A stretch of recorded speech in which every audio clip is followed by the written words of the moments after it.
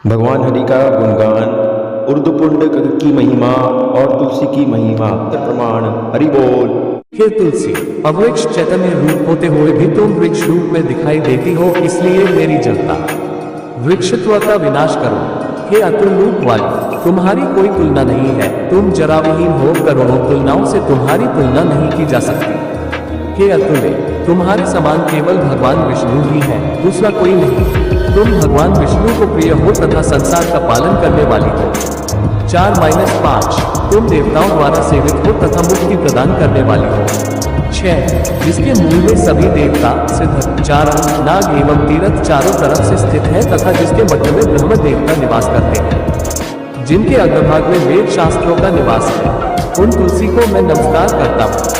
हे तुलसी, तुम लक्ष्मी की सहेली, कल्याणप्रद, पापों का हरण करने वाली तथा पुण्यदात्री हो। ब्रह्मा के आनंद रूपी आंसुओं से उत्पन्न होने वाली तुलसी, तुम वृंदावन में निवास करने वाली हो। नारद के द्वारा स्तुत्य आपको नमस्कार है। नारायण भगवान के मन को प्रिय लगने वाली आपको नमस्कार है। 7-9 तुलसी उपनिषद। पूर्व कुंड उपनिषद।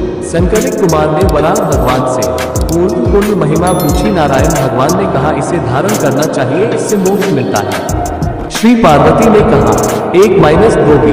हे भगवान, आपने मुझसे कहा था कि किसी को विधर्मियों के साथ बातचीत से बचना चाहिए, और यह एक चांडाल से बातचीत करने से अधिक निंदनीय है।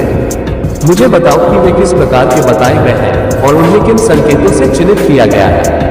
रुद्र ने कहा 2-12 जो लोग अज्ञानता से भ्रमित होकर किसी अन्य देवता को विश्व के स्वामी विष्णु से श्रेष्ठ बताते हैं, वे विधर्मी कहलाते हैं। जो लोग खोपड़ी का उपयोग करते हैं, राख लगाते हैं, हड्डियों का उपयोग करते हैं, गैर वैदिक निशान रखते हैं, उलझे हुए बाल और छाल वस्त्र रखते हैं, हालांकि वे जीवन के साधु चरण से संबंधित नहीं है, कहा जाता है वे विधर्मी हैं। जो ब्राह्मण शंख, चक्र, ऊर्ध्व पुंड माथे पर सीधे सांप्रदायिक चिन्ह जैसे विष्णु के प्रिय चिन्हों से रहित है, वे विधर्मी कहलाते हैं। वह ब्राह्मण जो पवित्र ग्रंथों और कानून के कोड में निर्धारित प्रथाओं का पालन नहीं करता है, उसे विधर्मी के रूप में जाना चाहिए और सभी लोगों के बीच उसकी निंदा की जानी चाहिए। जिन लोगों में भगवान के प्रति कोई भक्ति नहीं है, उन्हें विधर्मी कहा जाता है। वह जो सभी कार्यों में स्वतंत्र है, अर्थात अपनी इच्छानुसार सभी कार्य करता है और अग्नि में आहुति देता है और विष्णु को छोड़कर देवताओं को उपहार देता है, सभी यज्ञों के फल का भोक्ता और ब्राह्मणों का देवता, और जो वेदों में वर्णित सभी महान कार्यों को स्वतंत्र रूप से करता है, उसे विधर्मी के रूप में जानना चाहिए।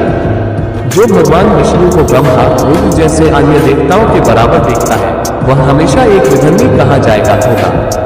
वो ब्राह्मण जो तीनों अवस्थाओं में वाणी, शरीर और कर्म से विष्णु को नहीं पहचानता, वह विधर्मी होगा। इस संबंध में अधिक कहने से क्या लाभ। जो ब्राह्मण विष्णु के भक्त नहीं है, उनसे कभी भी कोई प्रश्न नहीं पूछना चाहिए, उनसे कभी बात नहीं करनी चाहिए और कभी उन्हें देखना नहीं चाहिए।